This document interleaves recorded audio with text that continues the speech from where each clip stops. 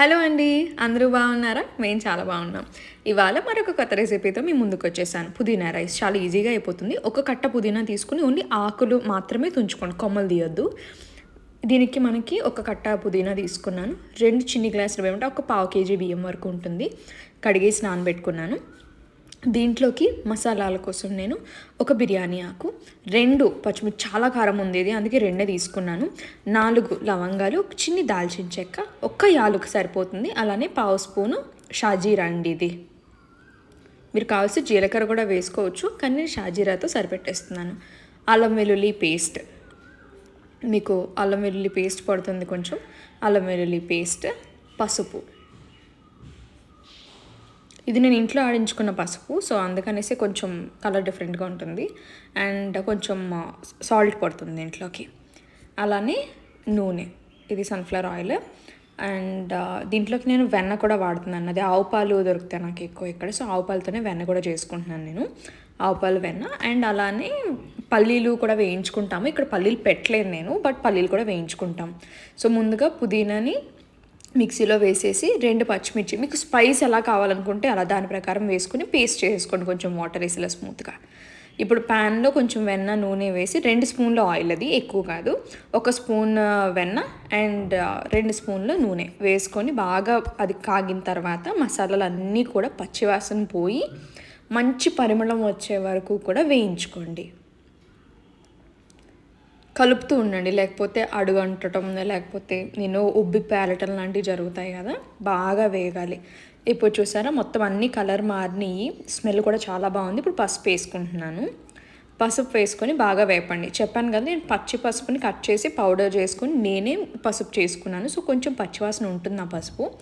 ఇందులోనే అల్లం వెల్లుల్లి పేస్ట్, ఇప్పుడు ఒక చిట్టి స్పూన్ అంతే, ఎక్కువ ఏం కాదు.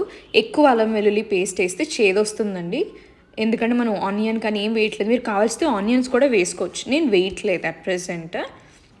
సో ఇది వేసుకొని బాగా వేపేయండి. ఇప్పుడు పుదీనా పేస్ట్ కూడా పోసేసుకొని దీంట్లో బాగా వేపండి. కనిపించే నీళ్ళంతా కూడా ఇంకిపోయి ఓన్లీ మనకి పుదీనా పేస్ట్ ముద్దగా కనిపించాలి, అంతే, ఇంకేం ఉండకూడదు. ఒకసారి పల్లీలు వేపేసుకుందాం. పల్లీలు మీరు ముందే వేపచ్చు కదా అని అడగచ్చు, కానీ అందులో వేపితే ఆ మసాలాలు అది స్మెల్ వచ్చి బాగోదండి, పల్లీలు ఎక్కువ వేగిపోతాయి. సో నేను సెపరేట్గా వేపుకొని, మనం పాయసంలోకి అది ఎలా సెపరేట్గా వేపుకుంటాం అలానే సెపరేట్గా వేపుకొని వేసుకుంటాను. 1 స్పూన్ ఆయిల్ ఇక్కడ వేసాను, 2 స్పూన్ల పల్లీలు, అది అలా సిమ్లో వేగుతూ ఉంది. ఇక్కడ చూసారా పేస్ట్ అన్నది నీళ్ళు ఇంకిపోయి దగ్గరికి ముద్దలా, ఆల్మోస్ట్ చూడడానికి దగ్గర గోరింటాకు ముద్దలా కనిపిస్తుంది కదా. ఇంత దగ్గరగా అయిపోయినప్పుడు బాగా వేపుతూ, ఇప్పుడు మనకి వేగిపోయిన పల్లీలు కూడా నల్లగా అవ్వనివ్వద్దు, ఎర్రగా ఉండాలి.